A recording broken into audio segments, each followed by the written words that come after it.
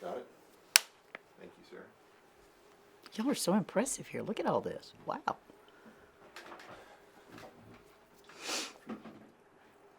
It's heavy. Say when you're set, thank you. I wonder if I should have a You Kleenex. set? Ready to go. Okay, Tom, anytime. Good morning, Becky Cheatham. Hello, Tom Kohler. How are you?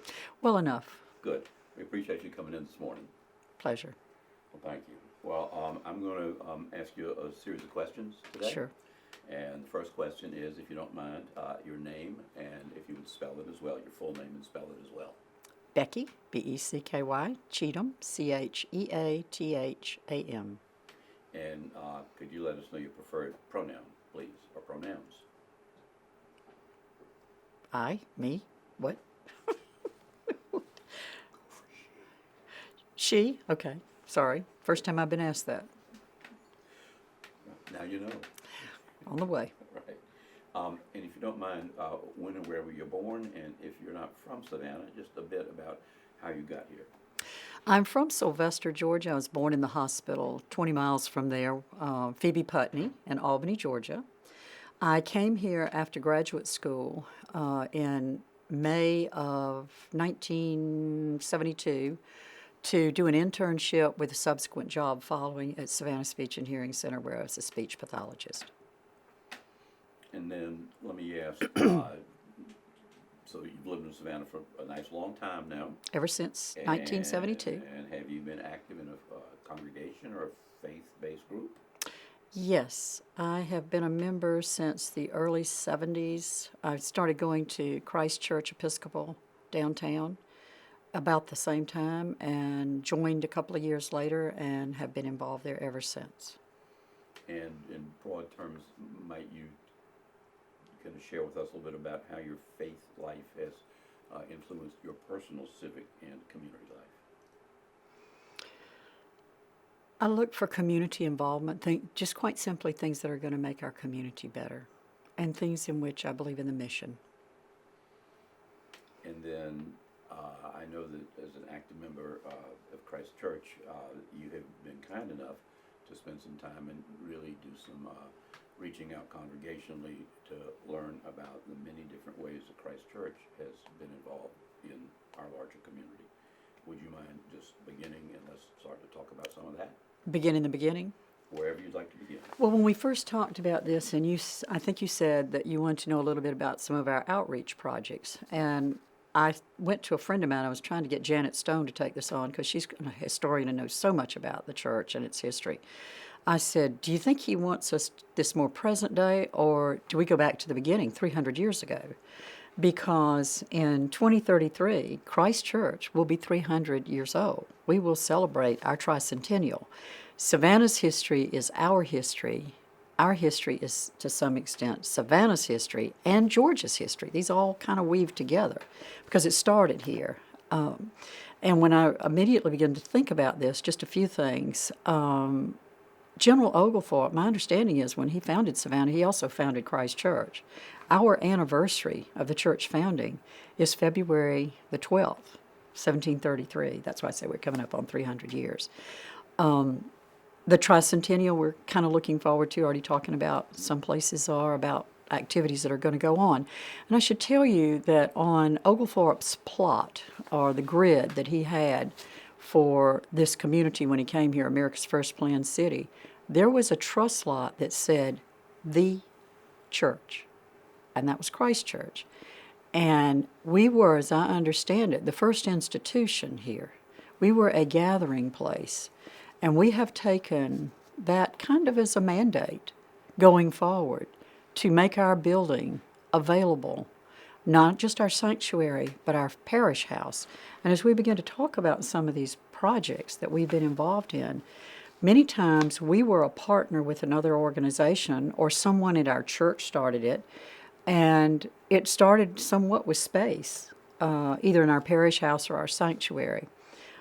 One of the things that first came to mind when I thought about the 300 years was Bethesda. Though it was not a project of Christ Church, our rector at the time, George Whitfield, raised £1,000 in England and in, I guess, what would have been the colonies at that time, and that had to have been a staggering amount of money, and was given $500 acres personally to start Bethesda. Now, he did not stay in Savannah a long time, but he was our rector. So it did have, Bethesda goes back a long time, 1700s, and started there. Another thing that I kind of pulled for you, and this is just a very simple, crude little piece of paper that stays on my refrigerator, because you may know that John Wesley was one of our rectors. And he had a statement that has been attributed to him. Whether it's really his, I don't know, but it has his name attached to it.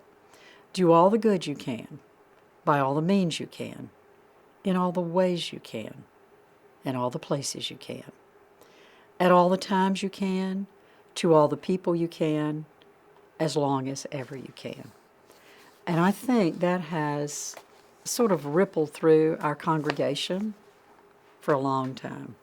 And I have some things I want to talk to you about. I've mentioned to you that if it meets with our mission, many times we allow our space to be used by a nonprofit.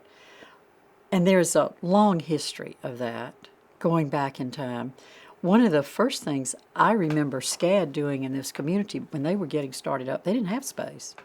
And they came to us and they gave us a speaker that I will never forget, Wilma Mankiller, the chief of the Navajo Nation, the largest Native American tribe. She spoke at Christ Church. That would have been back in, I guess, the 80s? When did SCAD start up? Well, they've got quite an anniversary. So for things of that nature, things that were open to the public, most of it would have been free. But one of the things I thought about, now, sadly, this is not ongoing at this time, but it involved a partnership. Because as you know, a lot of good projects that start up are partnerships, and there's shared responsibility. It was called the Inner City Girl Scout Troop.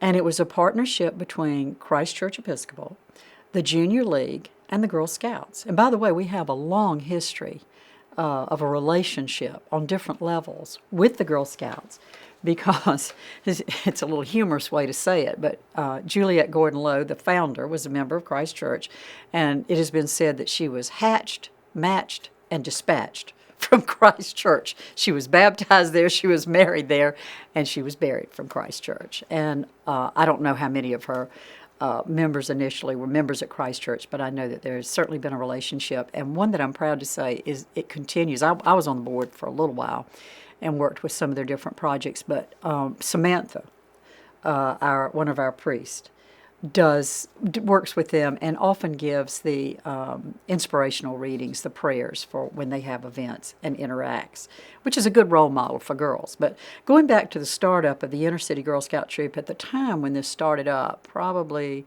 late 80s, I would say late 80s, we had, along with the rest of Georgia and many parts of the South, a serious problem with teenage pregnancy. And if a teenager got pregnant, she could get her own apartment for herself and a baby, a place to live. And particularly if there was some abuse in any form going on, that might be an attractive way to get out, or somewhat of a career path for some of these girls. And we knew that girls frequently got pregnant between 3:30 and 5:30 in the afternoon when their mothers were at work. There was no supervision. They connected in ways that they shouldn't. And so we needed some activities, meaningful activities that would be positive and enriching for those girls. So we started this troop with a woman by the name of Dot Mays, who was just lovely. She was an employee of the Girl Scouts, and this started, I don't know how many troops there were, but I know that they started from 9 years on up. And that it was a model that was picked up across the United States, and it won quite a number of awards and a lot of recognition. It rocked on for a number of years. It was a very good project. But again, when it first started up, and maybe continued to, it used the parish house for meeting space for these troops, and we were proud to do it. Another example of an umbrella group coming together was, we knew that we had a developing problem with the homeless back in the 80s. And in June of 1980, some partners came together One of the leaders on it was First Baptist Church, Tom Austin, who had a heart for the homeless. He was one of the partners, First Presbyterian, where we're taping this today, who has continued to be a wonderful partner on this project. We had Lutheran Ascension initially, the Cathedral of St. John's, and Christ Church Episcopal. And early on, by the spring of 1982, now they're serving lunch every day.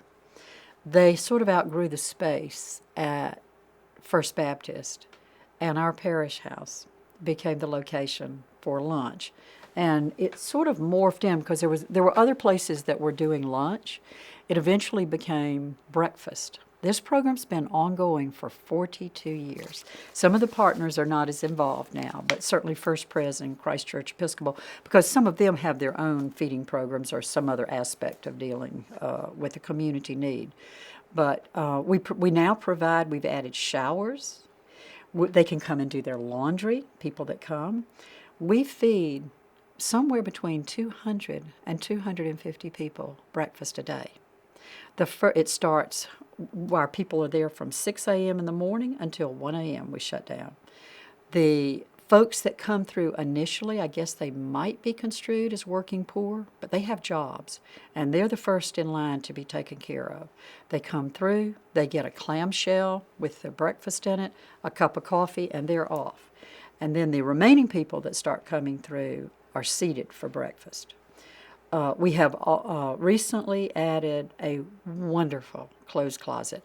I'm ashamed to admit that I have not been up to see it. It's kind of quietly kept off. But on Tuesdays, we have a load of volunteers that come in. SCAD is a partner on this. They have organized it, from what I understand from the volunteers there. It is so neat, and all the clothes are well arranged, because on Wednesdays, we distribute.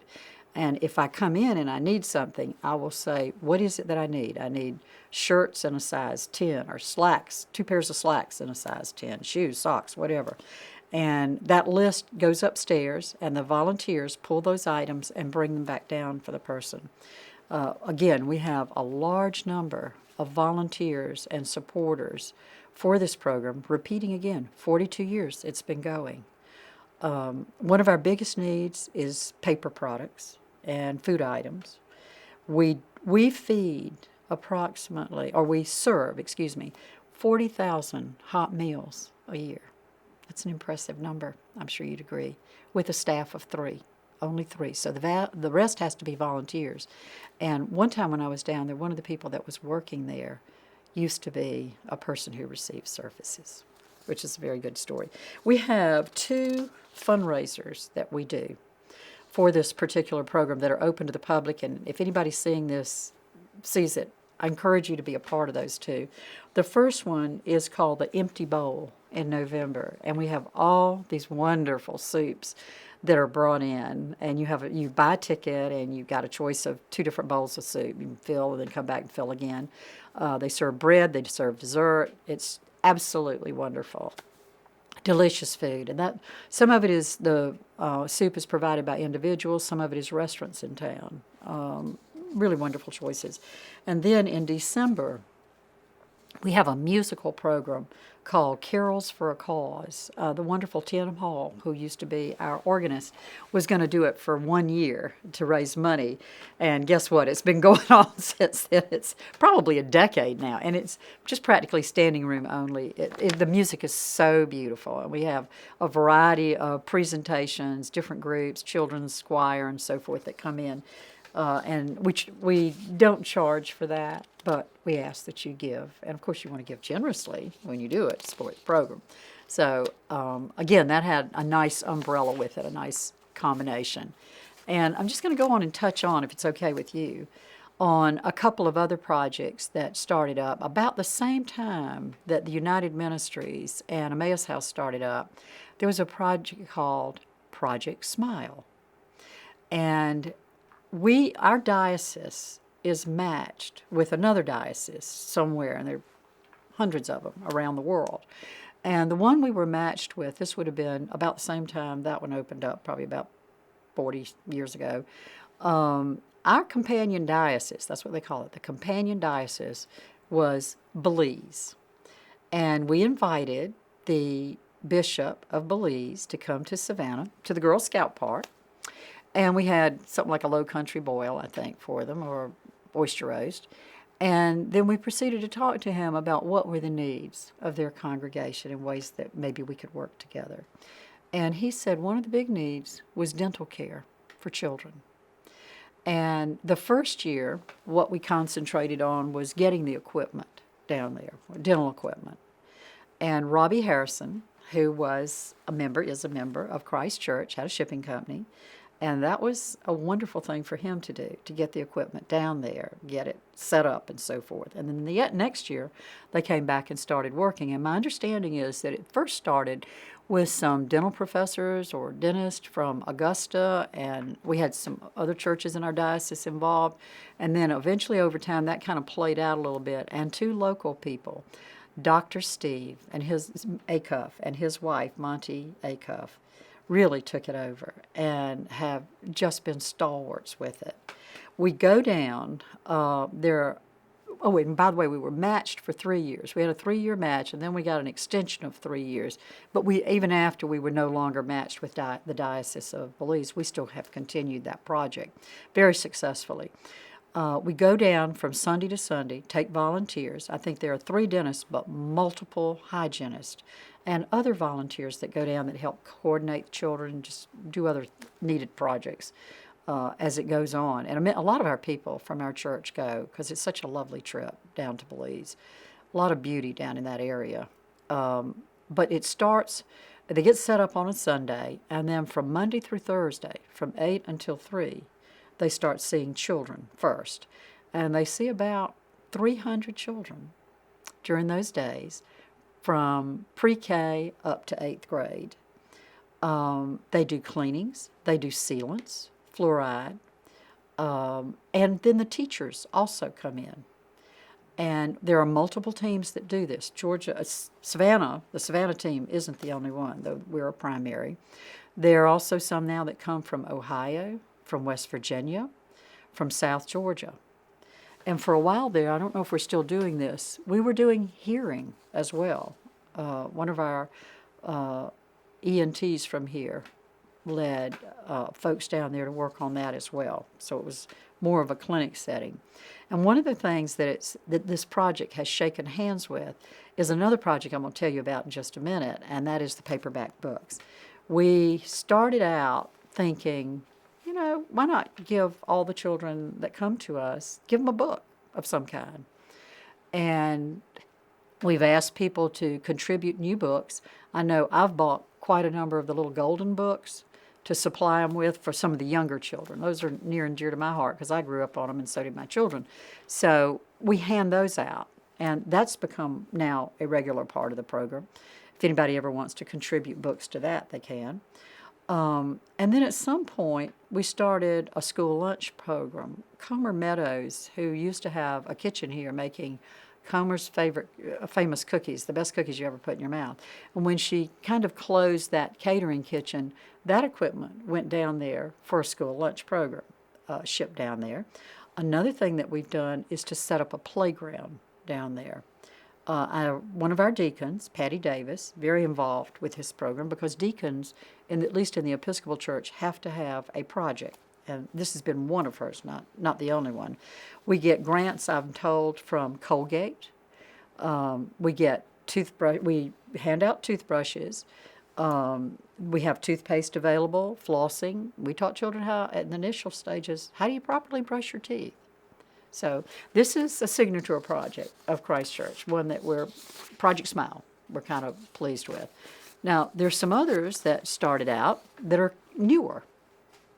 And one of them I wasn't very familiar with, all the particulars.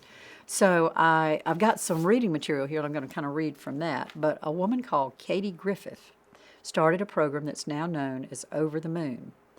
And I knew that our youth at Christ Church were involved in it, but I didn't really know, I don't know what all they did and what all the program involved. I knew it involved diapers. So I asked her, I said, how'd you get started on this? And she said, after Hurricane Harvey hit Houston in 2017, Lee, her husband, and I donated to a few local Texas organizations, including the Texas Diaper Bank. We have friends who live there, so I closely watched that storm. And at the time, I thought diaper banks only helped people in times of natural disasters. The Red Cross does not supply diaper items in recovery efforts. And I started looking for a local organization that helped families in need, but there wasn't an organized program within 2 hours of Savannah. With research, I quickly realized that diaper needs is not just an issue for displaced families who are victims of flooding, hurricanes, etc. In 2017, 1 in 3 families reported experiencing diaper need, which is just the lack of an adequate supply of diapers for a child. Katie at the time had a 2-year-old child, and it really became incumbent on her to visualize what it would be like if she had trouble getting diapers adequate for her child. She said it shook me and motivated me to start planning how to help families in Savannah. After many meetings with area nonprofits and civic leaders, and with guidance and support from the National Diaper Bank Network, I launched Over the Moon and began collecting diapers and really strategizing how to make this a sustainable resource for families in our community in 2019. The following year, COVID happened, and diaper need and period poverty issues grew. Today, the statistic of families who experience diaper need in the U.S. is 47%, or roughly 1 in 2 families with small children. Through learning about diaper need, I became familiar with period poverty and adult incontinence issues and the lack of supplies available for many. Also, these are taxed items in the state of Georgia, so many over-the-moon advocates need to have that burden removed too. Now this program shakes hands a bit with our Emmaus House, because not all the people that come for Emmaus House that are poor or homeless are males. Some of them are females, and some of them are still women of an age that they're having menstrual cycles. And so they need those products that we are also providing over there. She said this started at the end of around 2019, January 2020, and that they've been sharing space at Christ Church because they have to have storage for some of these things. Now, we've just gotten some wonderful news in the last 10 days. She found out that they're going to be receiving a considerable amount of support in the Congressional Spending Fund because our 2 U.S. Senators, Warnock and Ossoff, have come on board with this project. They're very familiar with what's going on here, and they have put funding into last year's federal budget to expand the diaper distribution. Again, it's for children's diapers for children, diapers for adults, and for period products. So another really good project that's now going on. And a parallel one that, as I keep using the word shaking hands, sometimes things start out, as you've said to me one time when I told you about a project, and I said, well, it's just small. And you said, all good things start out small. And that is true. And then sometimes they grow, and sometimes they stay small. But paperback project. We have a paperback project, yes, at Christ Church. And it was started by a woman in 2016 named Priscilla Carrington. And Priscilla has been real involved with it, but also Claudia Sile and a lot of volunteers. We collect paperback books. And at first, we were giving books to Project Smile. I don't know to what extent we still are. I'm sure if they got good ones that would be appropriate for that way, they would. But it really started out more for hurricane relief in Puerto Rico and the U.S. Virgin Islands because their libraries got destroyed.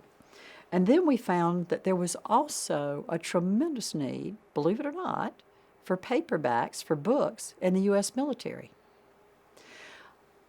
So we send to not only our U.S. personnel, but also veterans. And as of September the 9th, a couple of days ago, we have shipped 18,974 books to different places, diplomatic postings, to 110 destinations. 45 of these are bases or installations in some capacity that are statewide. Another 65 are overseas or on ships at sea. They always have what goes into the box. They will always have a wonderful handwritten note with them. And you would be surprised at how many letters we get back as thank you notes from commanding officers thanking us for those. Now, those are some of the ongoing projects that we have. But I wanted to mention one that sadly has gone by the board, but had a long history and made, we think, a significant difference in this community, and that was the tour of homes. Savannah Christ Church had the second tour of homes in the United States that we know of, and it started in 1935. When the last time we did it at Christ Church Episcopal, it involved about 1,300 volunteers. Now, because of that immense number, not all the volunteers by any means came from Christ Church. I can remember being chair of some small aspect of it, and I used people from all over the community. So it was a wonderful community project. We did it with Historic Savannah as a partner, and we both split the take out of it, which was generous. And over time, our funds supported about 100 different organizations. I'm told, and I've got somewhat of a list here, that some of the dollars went to fund programs or projects internationally, nationally, also within our diocese and in our local parish and just locally. Those 100 organizations read like a who's who of it's historical information in what were the organizations that were social services that were giving out services in our community in a variety of areas. And I'm going to read you some of those in just a minute. But unfortunately, this has ceased to exist probably about 2010 or 12. And it would not be easy to restart something like that with the number because, again, things start small and they get bigger and bigger. But there's no end to the good, not just the dollars that were placed with organizations, but the number of people that it brought to our community that stayed in hotels, that went out to dinner, that shopped in the stores, and bought homes here because to know Savannah is to love us, right? No, everybody wants to come live here. We certainly know that a lot of people have come to live here. But over time, going back to Wesley's ministry, some of the organizations that have received funds for us are Whitfield's Bethesda Orphanage. That was tops on the list. The Kate Baldwin Free Nursery, and I'm going to talk just for a minute on that because that's another one of our projects that served a lot of good function in this community, and unfortunately it's no longer in existence. It kind of morphed out. But Kate Baldwin Nursery was started back in the early 1900s, and it was over on Houston Street. You may have known it by a number of different names.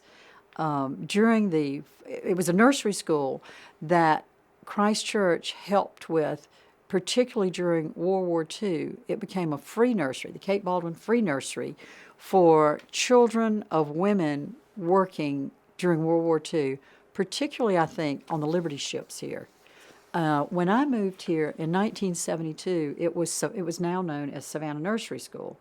And it was a wonderful nursery I lived downtown, and it was recommended to me, and my daughter Laura went to it for a year for preschool before going on into elementary school. But it then became the Montessori schools, and one of Maria Montessori's disciples came here to Savannah when I was on board of Parent and Child to talk to us about, we had 2 Montessori schools, and they were very popular for lower income children because Maria Montessori started the Montessori method for what were known as the street urchins in Italy, and so it followed that model for a very good while. We also sponsored Boy Scout and Girl Scouts troops. I sort of mentioned that. One of the things that I felt strongly about for a while was we had this darling couple that lived here, Becky and Ian, and he was into community gardens. Do you remember that? And we gave money toward that, mostly for seed. And Ian and Becky would find these places around town where there had been a house in the downtown area that burned down, or midtown or something, and you've got this vacant lot here with trash on it. And I remember one time, my daughter was involved in a youth group, and we went and cleaned off one of those lots. for them to then, the young people picked up the trash that was there and bottles and so forth, raked it out, and then they came back and planted a community garden. And anybody that lived in the area, I'm sure they had some flowers too, but it was mostly vegetables, and it was open to the people that were there. And one of the things that Christ Church did, in addition to helping to clean up some of these spaces, using our free kids to go and do it, we also provided seeds and other whatever was maybe needed to support that. I've already told you a little bit about Emmaus House. We were involved on some level in the Abrams Home, the Food Bank, Historic Savannah's Foundation. Some of our women were at Christ Church, were startup people. The Royce Reading Center, Chatham Academy, Safe Shelter. Safe Shelter. We were very involved in the startup of that. We were a partner along with the Junior League. A lot of members, women members at Christ Church were junior leaguers, and a lot of the junior leaguers were members at Christ Church. And so we often spotted a problem in the community that needed addressing and had good leadership traditionally and got that started. Hospice Savannah had the support of Christ Church. The Savannah Symphony, Parents Anonymous, AA, Alcoholics Anonymous. For decades, again, our space has been used for projects with that in particular. Project Smile, I've already told you about. For a while, we had a Christ Church bookstore. I wish we still did. The proceeds from that went to our outreach programs. Medical equipment. For a good while, we collected used medical equipment and sent it to other dioceses, probably sent some down to Belize, but collected it and shipped it to places where that was a need. And there was a literacy project here. Pam McCaslin was involved in that. She was one of the first people I ever heard of back in the 90s, I think, that when we started working on literacy, addressing that. A lot of people can't read. If you can't read, it's hard to get a job or keep a job. So that was one of our projects. And then one of the things I would mention is also the Girl Scouts hostel space on the 4th floor of our parish house. Say we have a Girl Scout. Girl Scouts come to Savannah. It's part of a badge requirement to come and visit the birthplace, learn, and also attend Christ Church. And so we gave them space up on the 4th floor, because if they're coming from someplace like Kansas, because they came from all over the United States, they would frequently come on spring break, and they would come to Savannah, and maybe they've had bake sales, and they don't have an awful lot of money. Those that had a little difficulty financially, we would give them space on our 4th floor. They could camp out up there. I guess they brought their sleeping bags, sleep on the floor, with the understanding that, yeah, we'd love to have you up in the balcony on Sunday. And I guess they're all staying in hotels now, but we still see some Girl Scout troops showing up on Sunday, which is lovely. On Thursdays, we, again, sometimes have free organ concerts. You should check with our website, because George Fergus, our wonderful new organist, music director, he came to us recently from the Washington Cathedral. I'm very proud of George, and he started all kinds of lovely programs, many of which are open to the public. So just know about those. And something else, when I was announcing this past Sunday at church that I was going to be giving you this information, and I said I would really like to hear from some of you about projects that have gone on during the time that Christ Church has been in existence. What are some things I don't want to forget, something that's important? And somebody said Sunday school. And I said, well, I don't really think of Sunday school as an outreach program. But let me give it a think. And the Reverend Richard Maxwell, one of our priests at Christ Church, wrote me something, and he circled back to me on it, and I'm really glad he did, because Sunday school at Christ Church, we very possibly, of course we think we did, have the first Sunday school in the United States under John Wesley. And that was unknown at the time. They weren't having Sunday school. And so my friend Max, Richard Maxwell, wrote me, and he said, when you asked, someone suggested Sunday school, understandably, you question whether that was really an outreach. I wouldn't classify it as such now. But if you're going all the way back to the parish's founding, Sunday school could indeed be classified as outreach depending on when it started at Christ Church. In the 19th century, and until child labor laws were passed, Sunday school was often the only way that poor or working class children could get a rudimentary education. Yes, the Bible and religion were taught, but usually as a means to teach reading and writing. Parents who didn't attend church themselves might insist that their children attend Sunday school for that reason. So, anyway, I think that's an interesting thought. I had a conversation with our lovely priest who has just retired, Michael White, and I told him about that I was working on this. And one of the things he wanted me to press forward, which I made a point of earlier, was how we view our space as we are generous with it. Unfortunately, we have to have one of our staff members there on place. So it doesn't always work out as far as timing that we can have someone there because we are limited. But he said that I should also mention that our church named the first deacons in the diocese that were women. Susan Harrison and then Susan Delaney. And that was a big step out at the time. And then Sierra was our first ordained African American woman priest in our diocese. And Franklin Traub, the wife of Herb Traub, was the first senior warden at Christ Church. Up until that time, it was always men, and that was not questioned. If a woman was on the vestry of your church, and this wasn't unique to Christ Church, this was in the diocese and other churches as well. If a woman was on it, she was probably ex officio, head of women of the church, or a project that the church was doing. She was there to report. So it is a form. Michael felt that it was a form of outreach, placing women in non-traditional church roles.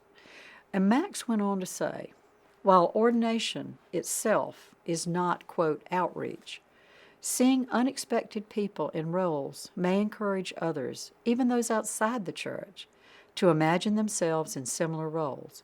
Not long ago, I asked a handful of Episcopal priests to tell me their ordination stories, how they decided to become a priest, and all the women mentioned the importance of seeing a woman at the altar. At least one woman, in one case, said that she is now, who was at the time not an Episcopalian, but is now ordained, that when she saw another woman celebrating at the altar, that she was thunderstruck. So this, again, non-traditional roles, when you step out in something, and it's different, maybe I could do that. So I hope I've covered a lot of things for you.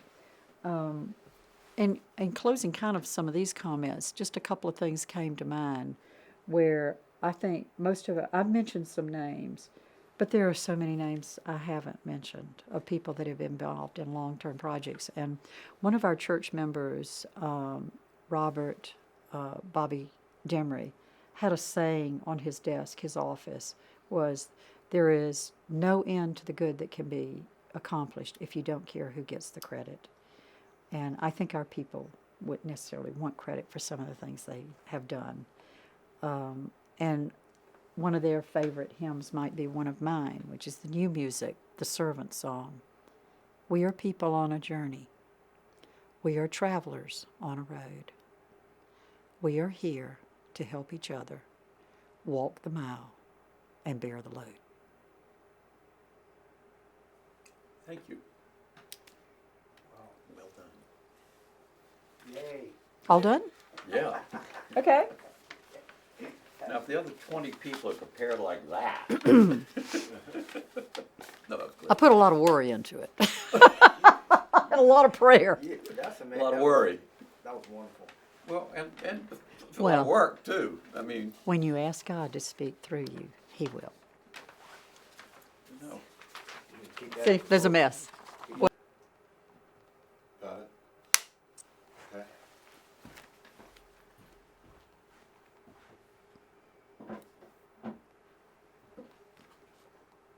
Okay. Any time, Tom?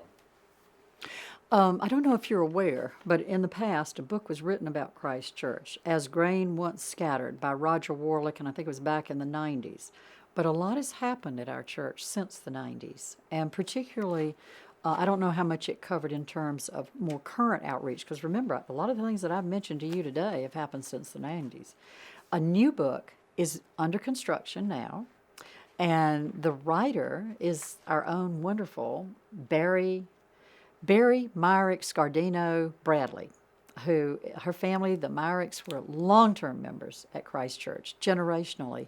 And a good bit of what I've shared with you today came from Barry.